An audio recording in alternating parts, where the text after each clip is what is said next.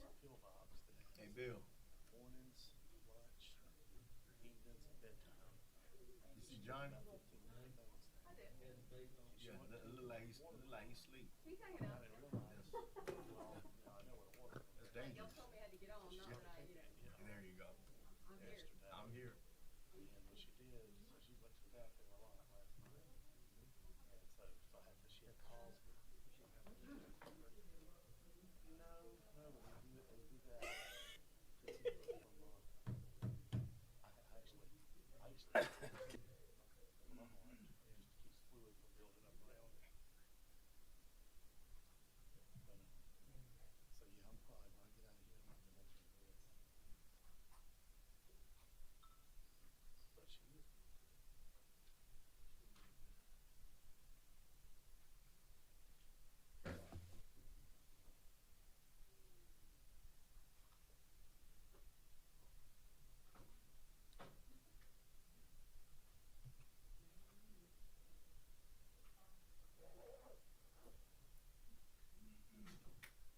Okay, it is now 6 o'clock according to the official Richland County computer time here. I'll call to order the Administration and Finance Committee meeting for July the 27th, 2021. Ms. Only, if you will call the roll, please. Malinowski, Here. McBride, Here. Joe Walker, Richard Walker, Mackey. Here. We have a quorum. Thank you. Malinowski, for the record, Mr. Walker, Mr. Overtalk did inform me that he'll be here, but he'll be a little late. Okay. Thank you, Mr. Livingston.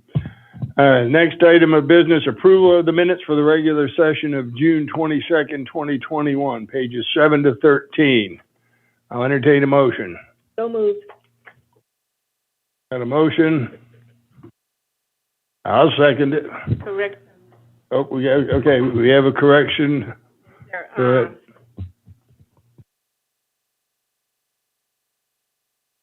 the adoption of the. Oh, yes, of the minutes. We're on the minutes. On page 7 of 118, item 2A. I think that was it. Can get in. Yeah, Okay. I'll make the correction. What was that for? The approval of the minutes at the last meeting. Right, what's wrong with it here? I was present and it had me. Oh, okay, you were present, so we just strike that, okay? Any other changes? If not, we've got a motion and a second for approval of the minutes, and will be as amended. Is there only? Malinowski, Yes? McBride, Yes. Mackey. Yes. Motion passes. Item number 3, approval of the agenda. I'll enter any additions, deletions, changes, anything, Ms. Only? Mr. Administrator? No, sir. Okay. Second. Got a motion and a second for approval of the agenda as it is in front of us. No additional discussion. Ms. Only, call for the vote, please. Malinowski, Yes? McBride, Yes. Mackey. Yes. Motion passes. Number 4, items for action. The first item is 4A, the Treasurer's Office, the Federal Forestry Funds. That information can be found on pages 14 to 18. Administrator Brown. Yes, sir. On page 17, you will see a letter from the treasurer. It just says, please note that Richland County Treasurer's Office has received checks for federal forestry funds totaling $684,752.95. These are not funds received annually. He gives the title that talks about the funding distribution of these dollars.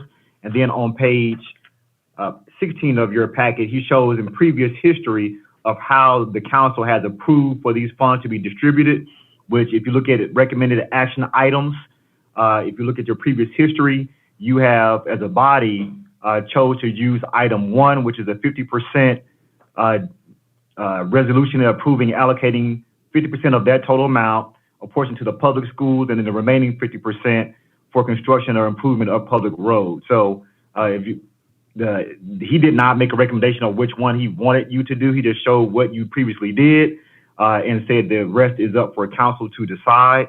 And so we would just ask the council to consider your previous history, pages 16 of your packet, as well as the treasurer's letter, and approve whichever one you would like to do for distribution.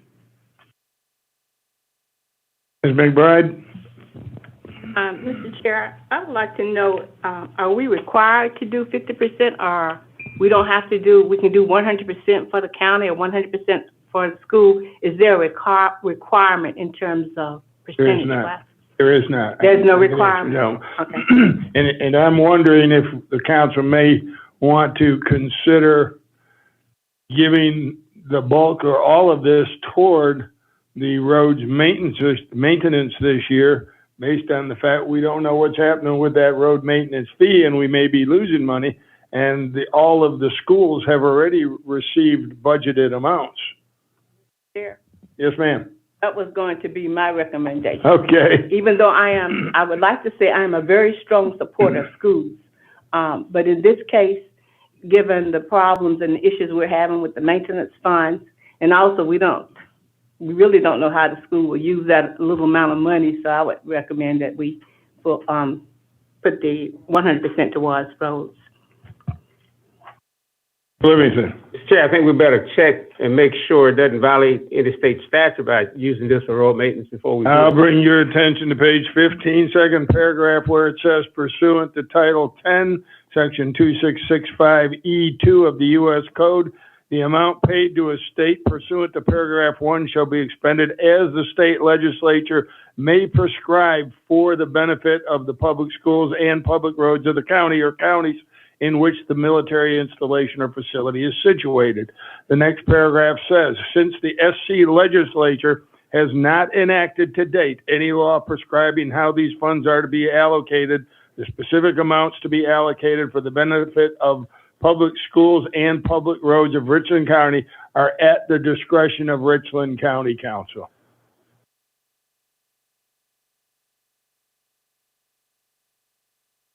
I'll ask our attorney McLean if she has anything else she'd like to add.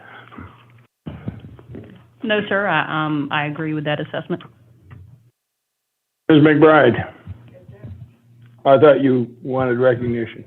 I'll entertain a motion. It was Mackey, Mr. Chair. It was you? It was Mackey, Jessica Mackey. Okay, go ahead. Yes, sir.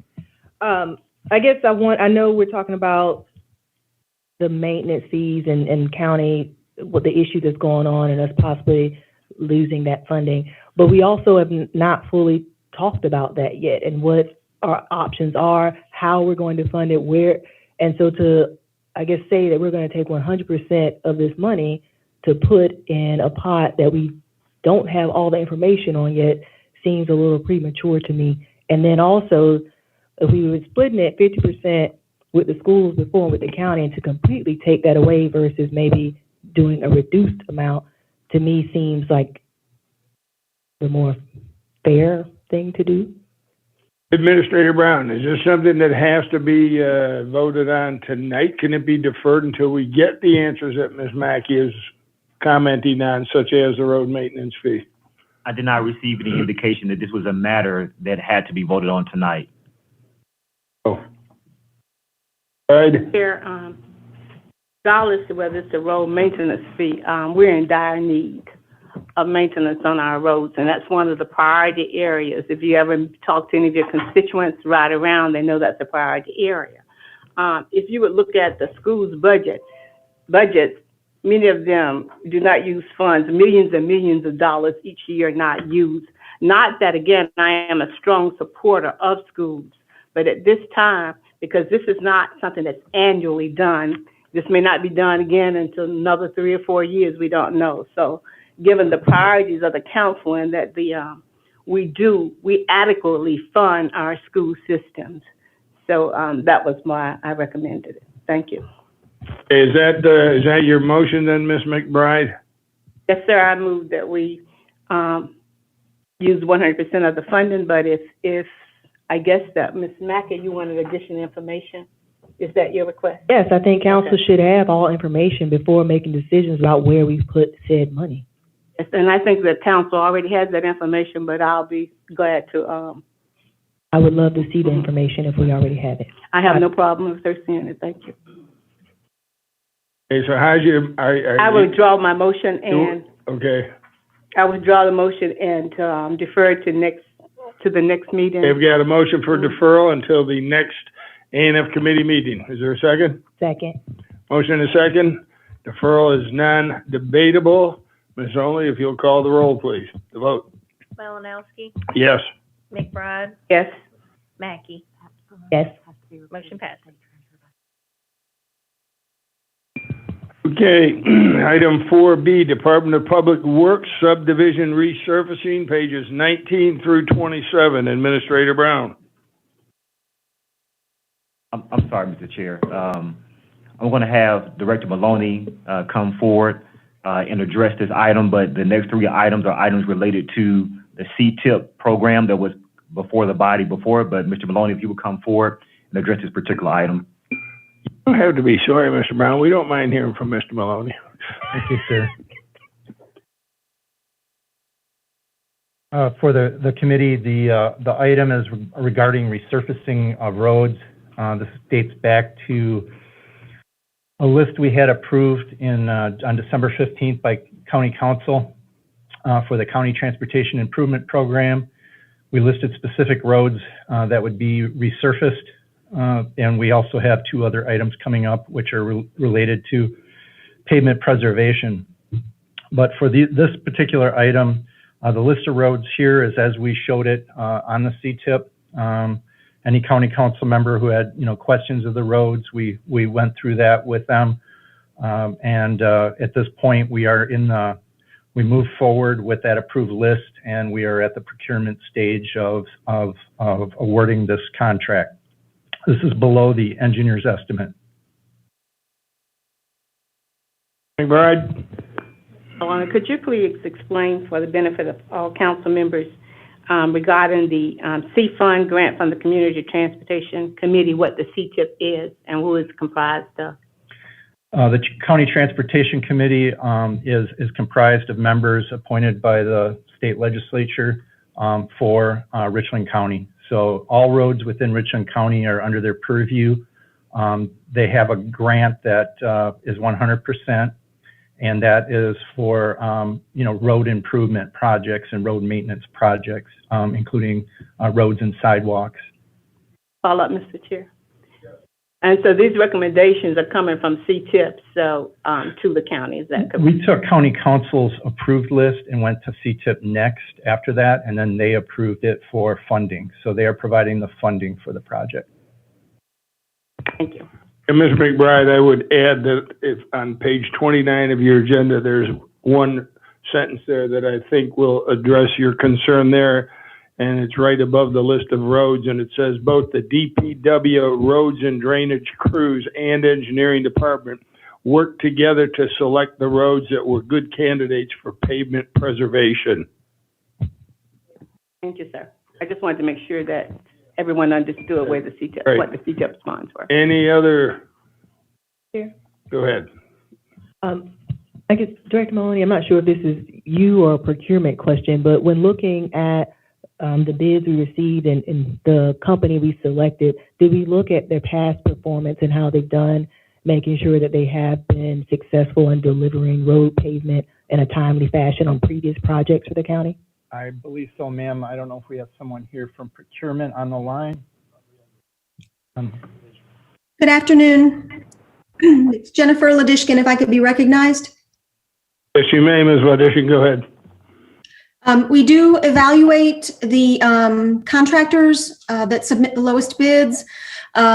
We do look at performance. However, at this time, we do not have a program that would prohibit us from awarding to a contractor who did not perform unless it rose to the level of having a contract default or termination. Mr. Chair. Go ahead, Ms. Maggie. Thank you. So just to be clear, we could possibly be awarding to a contract that has the lowest bid, but they have previously not performed well?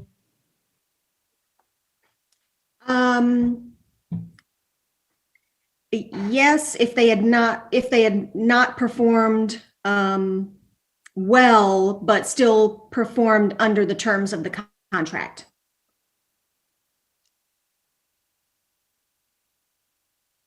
Thank you. Mr. Chair, I do want to note, I do have concerns about contractors that we're selecting and them not completing work in the time that is stated in the original contract, but then we continuously pick them for future projects. All right, could you clarify that for me again, please, Ms. Mackey? You're saying that the company being recommended? I'm not saying the particular, I'm just saying how we select companies. And we are oftentimes maybe selecting a company that has not performed well, meaning they did not meet the said deadline, but then they're being selected again because they still got the job done, even though they didn't get it done maybe in the time that they should have. Yeah, I understand what you're saying now. Thank you. Where Director Maloney are the sheets that showed the scoring? Mr. Malinowski, Jennifer, if Yes, Ms. Wadishka. This was not an RFP, it was a bid, so there's not scoring. Oh, it was just an outright bid. Okay. Yes, sir. Okay. Any additional conversation? If not, I'll entertain a motion. So moved, Mr. Chair. I have a motion to move forward with the staff's recommended approval to award the contract as shown on page 28, and a second. There's no further discussion. Ms. Only? Malinowski, Yes. McBride, Yes. Overture Walker, Yes. Mackey. Yes. Motion passes. Item number 4C, Director Maloney.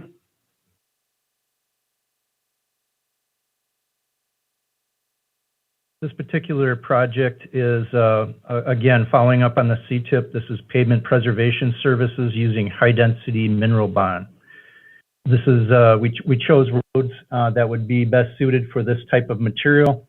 There is a chart that after you go through the road list and the road maps, this is, I believe, our first bid for pavement preservation in the county.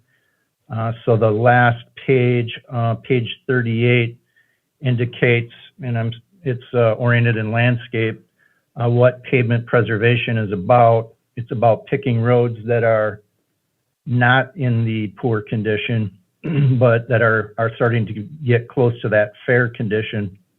And as you can see, the green sawtooth there is applications of pavement preservation.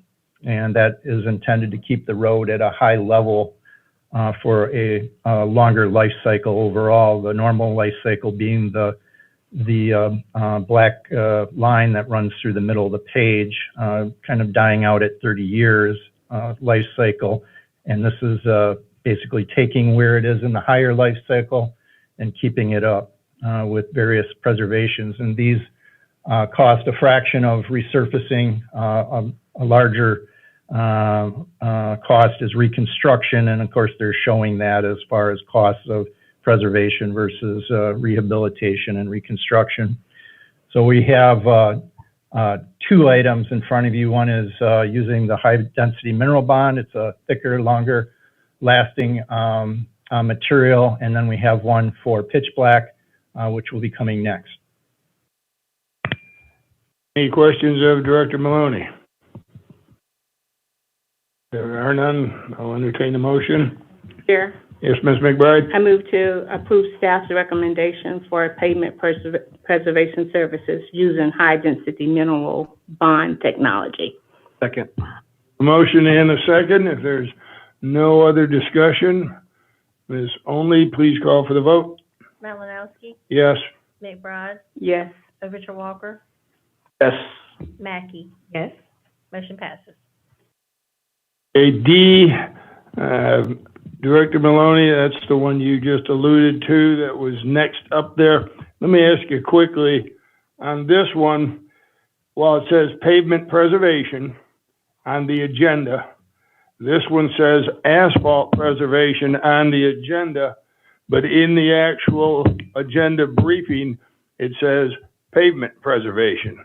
So is it just the same word, is interchangeable? Yes, sir. I think it was just used to discern them in the agenda. Okay, thank you. Having that been answered, any questions on number 4D? Might have one. Give me a chance here. No, that was it, the difference in the names. Okay, I'll entertain a motion. So moved. Got a motion. I'll second it, and a second. Second. Okay, Ms. McBride seconds it. If there's no further discussion, Ms. Only, please call the vote. Malinowski, Yes. McBride, Yes. Overshaw Walker, Yes. Mackey. Yes. Motion passes. Thank you, Director Maloney. Administrator Brown, 4E, Emergency Services Department, cardiac monitors. Yes, sir, Mr. Chair. First, staff does recommend approval of these, purchase of these EKG machines. These were funds from the GO bonds that you may recall, that you provided for us to utilize. Staff on page 49 of the document communicated that there were 3 vendors that responded to the RFP. Each vendor provided machines for field testing. Field testing was conducted by a senior paramedic to determine functionality, ease of use, weight, storage, printing, telemetry, downloading data, and durability. And after that scored and ranking and that field testing, the recommendation was to offer, to the highest ranked offer, which is LifePak 15, sold by Stryker. And the price that they provided included both an allowance for the trade-ins of our old EKG machines. So at this point, we're asking that the committee and council would approve staff recommendation to award the purchase of EKG monitors to LifePak 15, which is sold by Stryker. Thank you, Administrator Brown. Any questions or comments from my colleagues? If not, I would entertain a motion on this item. Second. Got a motion and a second to approve staff's recommendation. No additional discussion, Ms. Only? Malinowski, Yes. McBride. Yes. Overshaw Walker, Yes. Mackey. Yes. Motion passes. Item number 4F, Utilities Department, approval to connect 2312 and 2314 Johnson Marina Road, Chapin, South Carolina, 29036 to the Richland County Utilities Source System at Point DeHaven Road. Administrator Brown. Yes, sir. We do have Utilities Director Bill Davis here. Staff is asking for the approval of the willingness to serve for these particular items listed on your agenda, but he is here to answer specific questions to offer services to these 2 specific single home connections. Questions? Ms. McBride? Mr. Maloney? No, it's Bill Director Davis over here. Okay. Mr. Davis, why should we not approve this?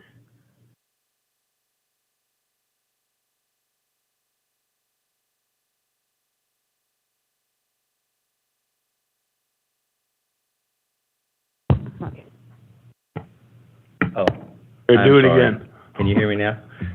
I heard you, yeah. While I have this moment, I just want to say what a pleasure it is to see all y'all's faces instead of seeing just this little box. So, Please answer the question, Director Davis. it's pretty nice to be here. But anyway, these are just 2 homes that are on an existing cove at Lake Murray. Okay, And so there's no reason why we no should not reason. approve. No, ma'am. So moved, Mr. Chair. Okay, I've got a motion Second.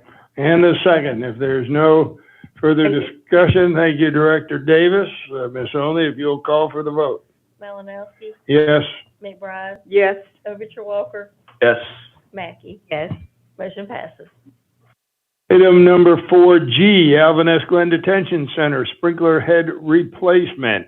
Administrator Brown. Yes, sir. We do have Director Myers present, but staff's recommended approval is to replace these outdated and obsolete sprinkler heads to upgrade them. So that's why we're asking the committee and council to approve this request. Chair, Yes, Ms. McBride. I recommend approval of the fire suppressor sprinkler head replacement upgrade. Okay, we got a motion for approval and a second. Are there any questions or comments? I've got one, and that is, we only had one respondent for this, it says. And it said upon review, this company was deemed the lowest responsible bidder on the project. Well, I guess that stands to reason since they were the only ones. However, my question is, and many times we get this from y'all, was the bid below the actual engineer's estimate for this? It may be the lowest Mr. bidder, but Malinowski? what if they're $1 million over the estimate? I'd kind of like to know that before I vote.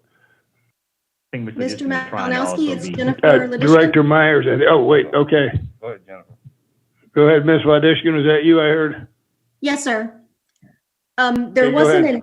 There was not an engineer's estimate, so to speak. There is research done by the department, and that's what they use to encumber the funds, and this was below that amount. Okay, thank you. You concur with that, Director Myers? Yes, sir. We had actually budgeted for it and had inspected out and knew about how much it would cost. Okay, thank you. We've got a motion and a second to approve the staff recommendation on this item. Any additional discussion? Ms. Teresa? Thank you. I just wanted to ask, the compliance says all sprinkler heads have to be replaced in 5 detaining housing units in phase 5. Is that all of the housing units, or is that just partial? And what is the status on the remaining ones, if there are remaining ones? Phase 5 is the only one that we have left. We did this in phases over the last, I think, 3 years. We replaced phase 1, phase 3, and now we're in phase 5. Okay, so this represents the completion of all the Yes, replacements? it should, unless Okay. they change the code again on us. Great. Okay, thank you. Any other discussion? Okay, hearing none. Ms. Only? Malinowski, Yes. McBride, Yes. Walker, Yes. Mackey. Yes. Motion passes. Item number 4H, the Alvin S. Glenn Detention Center electronic monitoring. Administrator Brown. Yes, sir. I can tell you were so excited about that. Hell yeah. A request for proposal was issued on May 26, 2021. I'm on page 60 of your packet. And there were 5 submittals. An evaluation team comprised of various stakeholders evaluated the submittals, and Offender Management Services was the highest ranked offerer. Staff recommends award of a contract to Offender Management Services, LLC, in the amount of $80,250 per month. And then I would turn your attention back to page 59, where this was a program that was originally designed to be paid for by detainees. However, over the course of time, this has gone from being a pilot program to being a program that now annually costs over $650,000 that is paid by Richland County as an agency. So while we recommend this approval, just want you to be aware of these rising costs associated with this program. Any discussion? I know that we had this previously in front of council for approval a year ago, and there were some questions and comments that were made. I don't have those in front of me. I'm hoping they were all answered here. I'm not sure they are to my satisfaction, but I'll let Ms. Newton, you had your hand up. I think Mr. Walker's on the committee. Okay. I'm happy to wait. You got to really wave through this glass for me to see you. Okay. Duly noted, Mr. Chair. All right. Thank you. I'm not sure if this question should be for you, Mr. Brown, or maybe perhaps your team, but what criteria was used in reaching the determination that offender management, ended up with the highest ranking? Could you kind of just explain to me the criteria? Sure, I'll have procurement do that. I don't go through that criteria, Mr. Chair. And the reason I asked the question because I noticed that there were 5 submittals And again, just we have the conclusion here from staff that offender management had the highest ranking. So if someone can answer that question, I would appreciate it. Thank you. Absolutely. Yes, sir. It's Jennifer Ladishkin. And there was a handout of the electronic monitoring scoring. The criteria was capability, relevant experience, recent, current, and project workloads, related experience on similar projects, their location, and the cost. Ladishkin, do we have any means by which we can gauge the quality of service that offender management provides? I don't have a gauge for the quality of the service. I would have to defer to either the detention center or the solicitor's office. I have not had any. Director Myers is here if you wish to speak to that. I wasn't sure whether you're talking about for the detention center or other agencies that they may have. But as far as the detention center, they've been very responsive. They do everything that's required in the contract, so we hadn't had any issue with them. And I asked the question just because as a practicing criminal defense attorney, my clients report things to me about offender management. And of course, I hear from other attorneys who practice in Richland County regarding offender management. And my supposition is those concerns probably don't make their way to county administration. And so that's why I had questions about whether or not if there was a gauge that your team used, Mr. Brown, or procurement used in determining, I guess, the quality of service that's provided by offender management. But if that is something we could look into, I know that that would give me some solace. It would probably ease the angst of not only many attorneys that practice here in Richland County, but as well as the defendants who find themselves on GPS monitoring using offender management services. Thank you. Yes, sir. Thank you.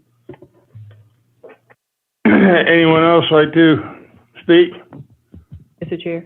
Ms. Newton? My question is more about the monitoring, and so I'm happy to defer to people who have questions about this, and certainly others on the committee first. Thank you. You having said that, Ms. Mackey, did you want to say something? I did, thank you. Administrator Brown, you noted, or you made a point to note about the rising cost, and that the county is taking on this cost of over $650,000 a year. And so has there been any discussion of how we are going to handle this rising cost moving forward? Are there any techniques or options that can be used to help us manage this so that it does not continue to rise?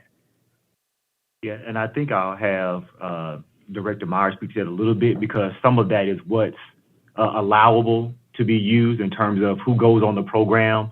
That is not a decision that is made by the county council or administration or the detention center. So, that relies on, whether or not an individual is not trying to get out of my wheelhouse. I know we have Mr. Walker here, but that really relies on whether or not the individual meets certain criteria that allows them to do that, and that comes to us. That's not something that we decide. So we can act as a resource to allow that to happen, other than making the individual be put into a detained position. So we have the monitoring resource rather than the detained resource.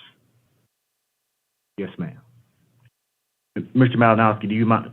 I'm sorry, Mr. Newton. Go ahead. You asked about some questions. We did submit an agenda briefing with previous questions that were responded to. And then the last time there were questions, I think there was an executive session that you all had, and I couldn't tell you whether or not what you discussed and kind of what you came away with. But I did want to respond to whether or not there have been previous questions that were addressed by the staff responding to questions raised by the committee. Okay, thank you. Ms. Yes, Newton?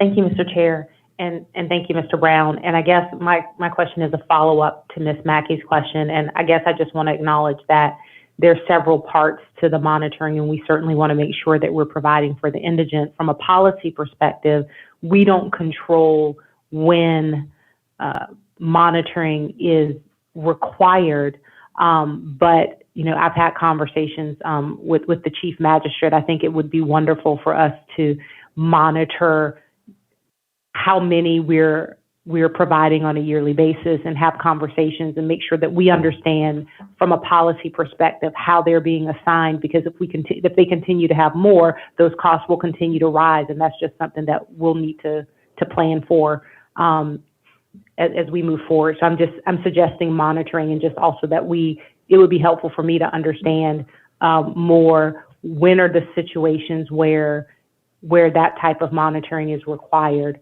I know that different jurisdictions handle it differently, and I'm not trying to get out of my lane. I'm not trying to dictate that. Just want to make sure that we understand how that process works so that we can make future funding plans. Understood. Yes, ma'am. Ms. McBride.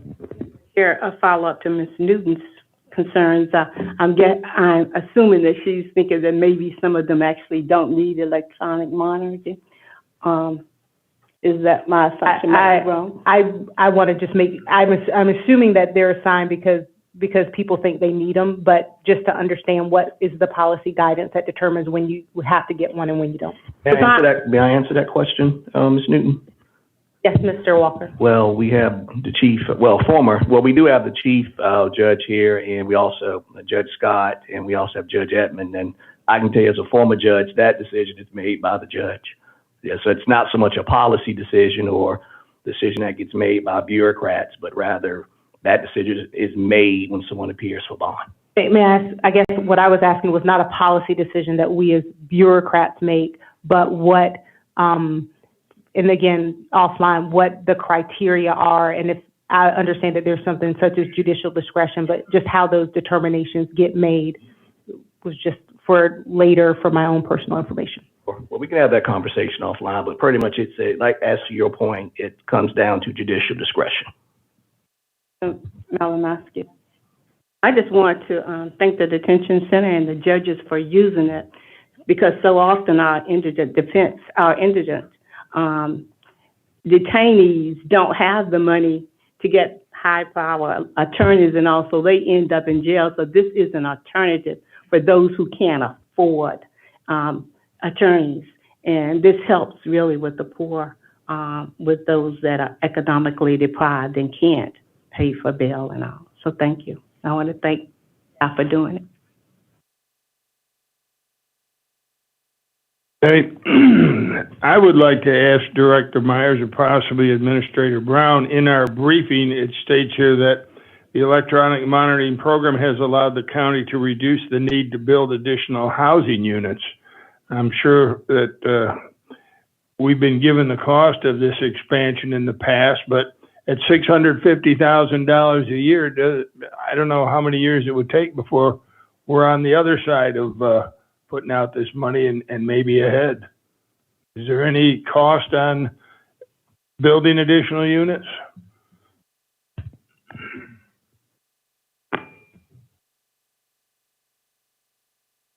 Yes, sir. There's an approximate cost. Each time you build a unit, it's approximately between $5 and $7 million per 56 housing bed unit, depending on what's the level of supervision that you have there, whether it's going to be a hard cell or it's going to be an open bay door with no walls or anything. Okay, thank you, sir. That answers that for me. Yes. Excuse me, I was just going to make. Go ahead. I move that we accept the staff's recommendation for the home detention electric monitoring with the highest rank of offer.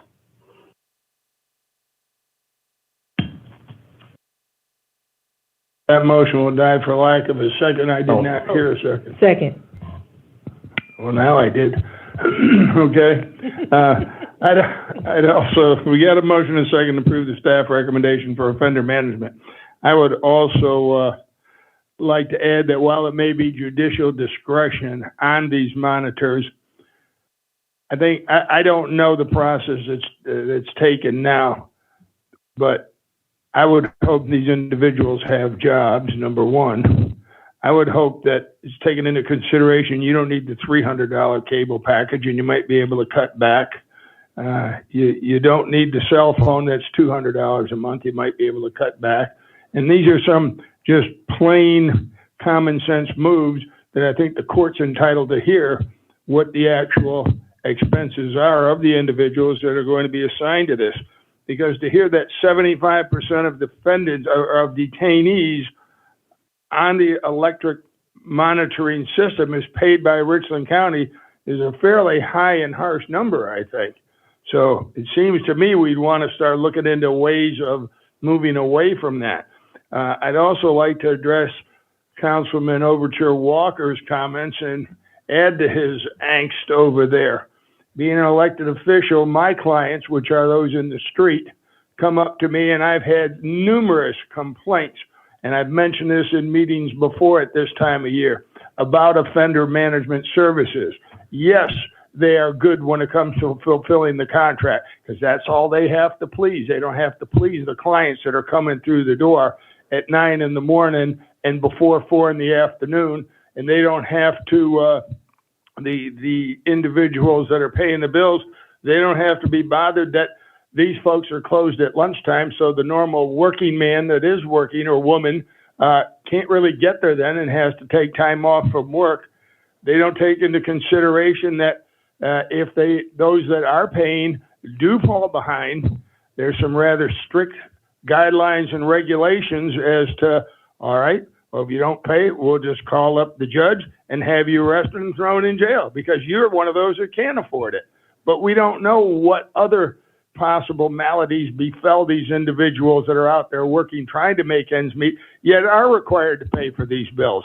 Now, in looking at the information and the scoring summary that I was provided, it shows out of 100 points that Offender Management Services received 96.79. The next one under them received 96. So we're looking at 0.79 difference. And the cost proposal by Offender Management was about, $2,500 higher than the second ranked one at 0.79 behind. So I'm not so sure why we wouldn't maybe want to try the number 2 guy and see if they'll try harder and maybe provide a better service for the clients. And to me, the clients are the individuals that are wearing the monitors, not we paying the bills, nor the judges telling them to wear it, nor the detention center telling them, get this done so you don't have to come in here. I'd like to try and make it easier on those individuals that are required to wear these things. Therefore, I would make a substitute motion that says we make an offer to the second ranked offerer, which is Sentinel Offender Services, LLC. McBride?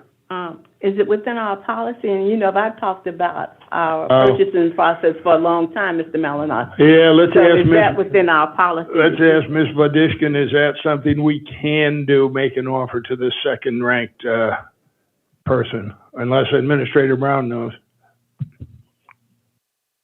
I want to have the procurement professional weigh in on that, Mr. Malinas. I don't blame you.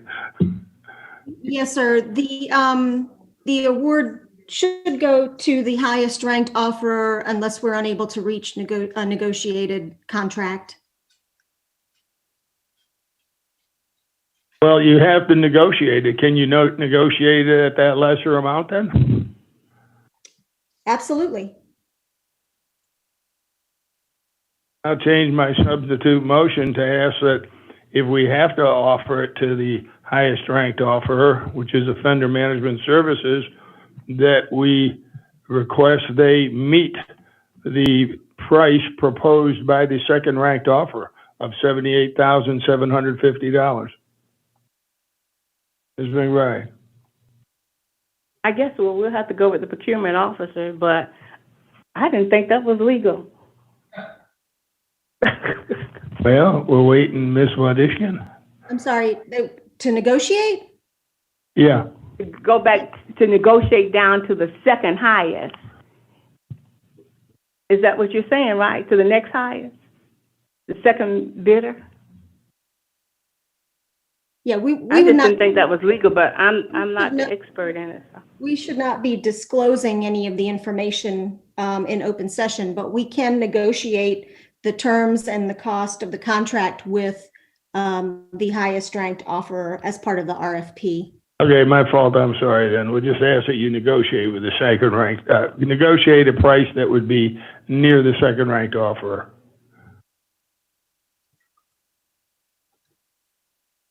All right, well, that dies for lack of a second. So we're back to the original motion to approve the staff recommendation, Offender Management Services, LLC. The chair, are we still in discussion mode or have we moved Yeah, on to the vote? we've got a motion and a second, but we're still discussing it. Okay. Well, if I may, I would just like to add, just from a fiscal standpoint, it does make sense to continue with this program. I can just tell you again, just in my former experience as a judge, one of the things that we were always concerned with, or at least that got talked about, was the cost to the taxpayer to actually keeping someone in jail versus having someone out. And what I can tell you is that, but again, I'm not sure if the costs have gone up for GPS monitoring for defendants who are out, but on average, it runs about $300 a month. Versus if you have that person sitting at the detention center, and Director Myers, correct me if I'm wrong, but I knew for a city defendant, it cost approximately $50 to $55 a day to have that person sitting there. You do the math on that over the course of 30 days, especially if it's a misdemeanor offense, Supreme Court order says you must release that defendant once they've maxed out the sentence. That's 21 out of 30 days. Do the math on that. That's approximately $1,200 or $1,300. I was a history major, not a math major, but I think I'm pretty close. So it actually saves the taxpayers money for this program. My concern was just with the process by which we selected offender management, or at least staff has recommended offender management, and the criteria that was used for determining, or reach the conclusion rather, that they were the highest ranked.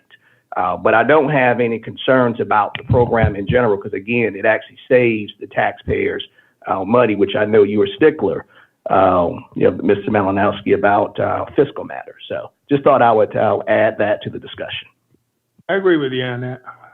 My problem was with the company also. Mr. Chair? Yes, ma'am. And I myself have not heard any complaints, but listening to your stories about complaints, I do think that the user experience, customer service, it matters in who we are selecting and giving taxpayer dollars to. And whether or not they are the highest ranked, there should be something taken into consideration when we are evaluating their performance. Did they deliver on customer service, what we paid for? Did they meet it in a timely fashion? Are they available to the users? Those things would be things that we look at. And if that's not in our ranking, then we're continuously giving taxpayer dollars to really companies that aren't doing what they should be doing for our residents. Thank you, Ms. Mackey. Possibly someone that's negotiating with this company can bring some of those points up, that if they have to change the way they do business in the future, as far as being more amenable and available for the client, then that's what they have to do. Okay, if there's no further discussion, then we have a motion and a second to approve the agency that staff recommended.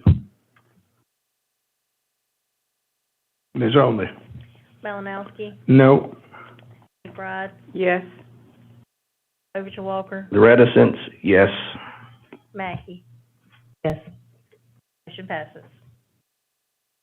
All right, item number 4I, negotiations for contract to design the public safety complex. Administrator Brown. Yes, sir. This item that's before the body, we're asking that you approve us to enter into negotiations with a top-ranked firm. And certainly if the firm cannot reach a mutual agreeable terms, that we go to the next highest ranked offer. This will allow us to move forward with the process of the design of the consolidated public safety complex. So we're asking council to award us this activity by approving staff's recommendation so we can move forward with the design and ultimately the build of that complex. Questions? My question is, it says in our agenda briefing, page 62, the second to last paragraph, there were 7 submittals received, and I only received information on 3 of them. Did it not get placed in by mistake, or is there some reason we were only, was it just the top 3 that we were given, or what? Mr. Malinowski, Jennifer Ladishkin? Yes. Yeah, go ahead, Jennifer. There were 7 submittals, but they were shortlisted to just the top 3 offerers. Okay. Those Another 3 question I have, Administrator Brown, Yes, sir. and the probation, pardon, and parole. That's the group that used to be over there in 5 Points in that tall building? Oh, you don't know that? I'm not going to be able to answer that question for you, sir. That's correct? Okay, Director Meyer. That building that's now for sale, is that a county-owned building? Or was that just leased by these people? Do you know that, Director Meyer? Don't know. I'm just trying to figure if we're getting any money out of a sale of another piece of property here is all. Okay. Chair? Okay, yes. I'd like to make a motion to approve staff recommendation. Second. Motion? Here a second.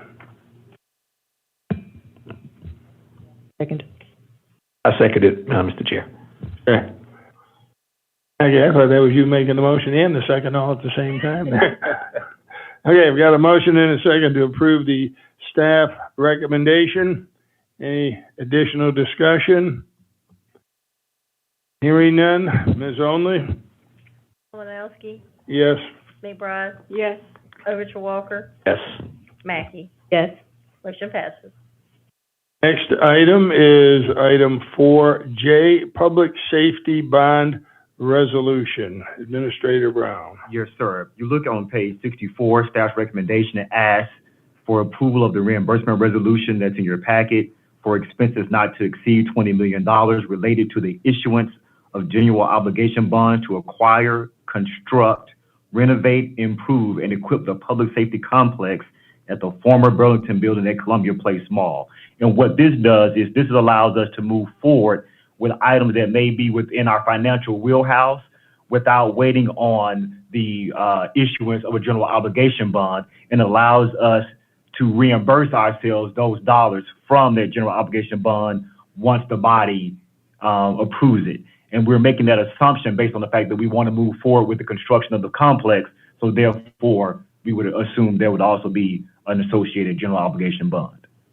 So staff recommendation is for approval, please. You heard the staff recommendation. Is there any discussion or a motion? Chair? Yes, Ms. Mackey? I'd like to make a motion to approve staff recommendation. Second. Motion and a second to approve the staff recommendation. Any additional discussion? Hearing none. Ms. Only? Malinowski, Yes. McBride, Yes. Overture Walker, Yes. Mackey. Yes. Motion passes.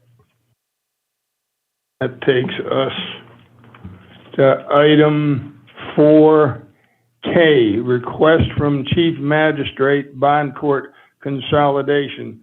Of course, this is a Chief Magistrate, I think a couple of times removed for as long as this has been going on. For those that are familiar with former Chief Magistrate, Judge Edmond, he is up here. And we have our new Chief Magistrate, Judge David Scott, right next to him. So now you know who the new fella is. All right. We'll go ahead and Administrator Brown, would you like to address this one? Yes, sir, Mr. Chair. So I certainly want to yield the floor to former Chief Magistrate Judge Edmonds, who has presented this item to the committee, as well as our new Chief Magistrate, Mr. Scott. So I would ask them to take the podium and be recognized. All right. Gentlemen, flip the coin for who talks first. Go ahead. Well, since former Chief Edmonds been dealing with this for the better part of 2 years, and I've been dealing with it for about 3 or 4 weeks. I'm going to defer to him. Okay. Judge Edmond, go ahead. All right, to the Honorable Counsel, Tom Edmond, Magistrate Judge of Richland County, and thank you, Chief. This is the bond court consolidation. This has been probably on the agenda since, I know we put it in 2019 of December, and January was the first time it's been to this committee. And Mr. Malinowski, I know you had some questions in our last meeting, Judge Coble. And I'll just say this about Judge Coble. He's our magistrate judge for 3 more days. He's going into private practice. He did a great job for us, but he's going into private practice, and he has 3 more days with us. But he finished up this final briefing document, and we've been in discussion about this. And this is something that we've been trying to do for even the previous Chief Judge Simons. The City of Columbia did talk to us and approach us about consolidating this bond court. And what I mean by that is reset bond for all the municipalities in Richland County. The City of Columbia is our biggest municipality, and that's the only municipality we do not set bond on. They have their own judges. Former Judge Walker can attest to that from the City of Columbia. But now they've had a conversation to us about possibly doing the consolidation. Why we before this Honorable Council is because they asked for us to go before County Council to get approval first, get the hard numbers that they need to consider this move. So we at this committee, we gave some numbers. Of course, these numbers, we talked about it in the past, and Mr. Malinowski, you said that it was inaccurate. But some of those numbers that we used was because of course, the past. We got these numbers in the past, things changed. During that time, to house an inmate, it was $71. It was $79, still $71. So some numbers changed in what we gave to council, but the bigger picture is they want to get the accurate number from council, from our budget committee, the administration, so they can look at the final number, so they can consider this consolidation. They've been requesting this for years. They sent a letter. They're not present today. Ms. Wilson could not make it. Chief Scott has spoken with her today. I've also spoken with Ms. Wilson. She's very interested. She said that's why she sent the letter. It was a misquote in that letter, and Mr. Malinowski brought that out, that County Council wanted this to happen. That's not true. That was a misquote on that letter. It was just to show the interest of wanting to consolidate this bond court. Again, this is our biggest municipality. We've been taking on this burden through COVID, and we still have their bond. We're still doing their bonding right now. We're going to try this last-ditch effort to try to get this together, meaning trying to do this consolidation. If it can't work, we totally understand, but I can assure you we're not going forward with this consolidation unless it benefits the county. It does not put us in the red. And this is something that we've done for all the municipalities. Of course, City of Columbia houses, and not that houses, they arrest pretty much more than any agency. Richland County, Highway Patrol, all the agencies combined, City of Columbia arrests more. So it's a big undertaking, but I can assure you, and Judge Scott is along with me on this, that we're not going to take on this burden unless it also benefits us. And they're stating that they're willing to move forward to pay for this, but they just need the hard numbers from this honorable body and the approval before the City Council moves forward with this. And we welcome any questions. I'd like to have something for Judge Edmond, and after speaking with my colleague Overture Walker, I can see the importance of the consolidation, but I want to make sure that we have all the I's dotted and T's crossed before we move forward. Now, the one thing that you stated, and it was in Judge Coble's response to me, that y'all have been handling the city bond court for the last 16 months. Have you been handling, he said since April of 20, so I'm calculating that to be 16 months. Have you all been handling all of the city's bond court? That is correct, sir.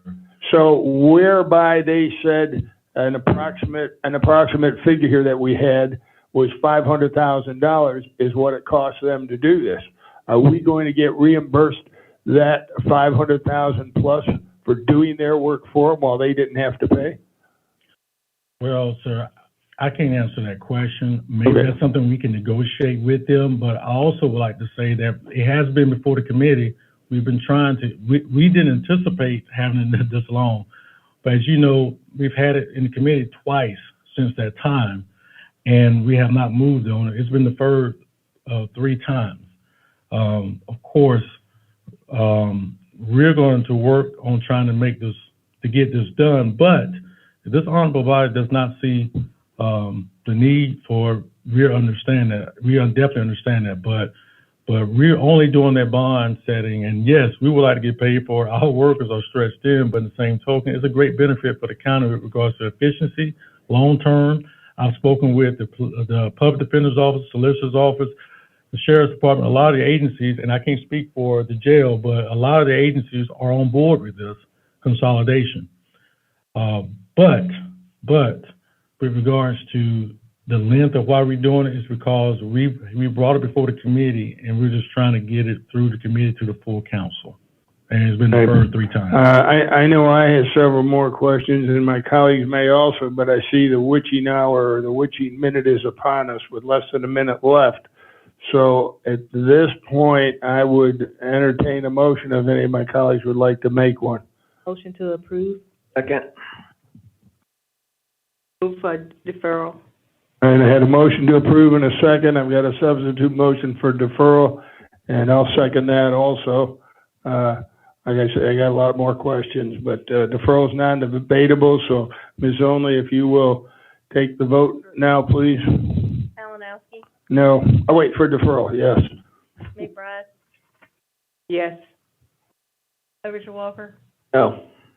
Mackey. No. Okay, deferral fails, and I will go to the original motion for approval. Malinowski, No.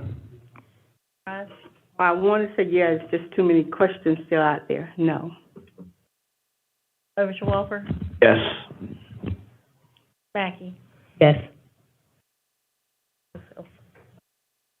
Oh, Attorney McLean, does that mean we just keep it here and discuss it next time?